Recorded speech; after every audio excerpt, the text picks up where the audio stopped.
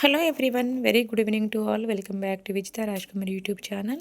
In this video, I am going to share the model question paper for all the entire vocational MLT first year students. The subject of the microbiology and pathology in the state of the Andhra Pradesh. So మరొకసారి hi అండి. ఈరోజు వీడియోలో మనము రేపు exam రాయబోతున్న Andhra Pradesh MLT first year వారికి paper 2 microbiology and pathology subject నుండి మనం మోడల్ క్వశ్చన్ పేపర్ చూద్దాం. So sorry for the డిలేమా.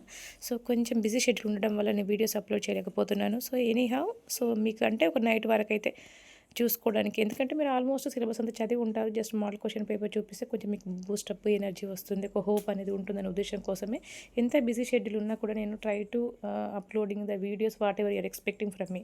Okay, so చూద్దాము మనం ఈ సెక్షన్ ఏ క్వశ్చన్స్ అనేది కూడా ఈ విధంగా ఉన్నాయి. సో ఇంకోటి మ్యాక్సిమం ఇంకొక మోడల్ క్వశ్చన్ పేపర్ కూడా పెడతాను. సో ప్రిపేర్ అయ్యి మంచిగా ఎగ్జామ్స్ రాయండి, ఓకేనమ్మా. సో సెక్షన్ ఏ క్వశ్చన్స్ ఇవన్నీ కూడా సెక్షన్ బి క్వశ్చన్స్. సో ఆల్రెడీగా నేను పీడిఎఫ్ అయితే ప్రిపేర్ చేసి పెట్టాను ఏపీ వాళ్ళకి, అదేవిధంగా తెలంగాణ వాళ్ళకి ఫస్ట్ ఇయర్స్ సెకండ్ ఇయర్స్కి అన్ని సబ్జెక్ట్స్ మన దగ్గర ఉన్నాయి. ఈచ్ సబ్జెక్ట్ 100 రూపీస్కి. ఓకే, సో పీడిఎఫ్ చూడండి, అదేవిధంగా మోడల్ క్వశ్చన్ పేపర్స్ చూడైతే, ఎందుకంటే మీరు రెగ్యులర్గా వెళ్ళరు కాలేజ్కి. వొకేషనల్ అంటేనే రెగ్యులర్గా వెళ్ళలేని పిల్లలు ఎంతో కొంతమంది వెళ్తారు. 100%లో 50% రెగ్యులర్గా వెళ్ళే వాళ్ళు ఉంటారు, కొంతమంది ఇంకా వెళ్ళరు. సో అందుకనే నేను ఈజీగా అర్థమయ్యే విధంగా పీడిఎఫ్ అనేది క్లియర్గా ఉంది. సో అది కూడా మీరు చూసుకోవచ్చు, కేవలం 100 రూపీస్ అనేది, ఓకేనా. సో ఇవన్నీ section B questions. Next coming to the section A questions తెలుగులో చూడండి ఇవన్నీ కూడా. Okay, so next coming section B questions. Okay అమ్మా, ఇంకా లేట్ చేయకుండా ఒకసారి నైట్ అంతా కూర్చొని క్వశ్చన్ పేపర్ అంతా చదవండి. సో డెఫినెట్గా మీరు పాస్ అవుతారు. పీడిఎఫ్ కూడా నేను యూట్యూబ్లో పెట్టాను, అది కూడా ఇంపార్టెంట్ క్వశ్చన్స్ అయితే చూడండి.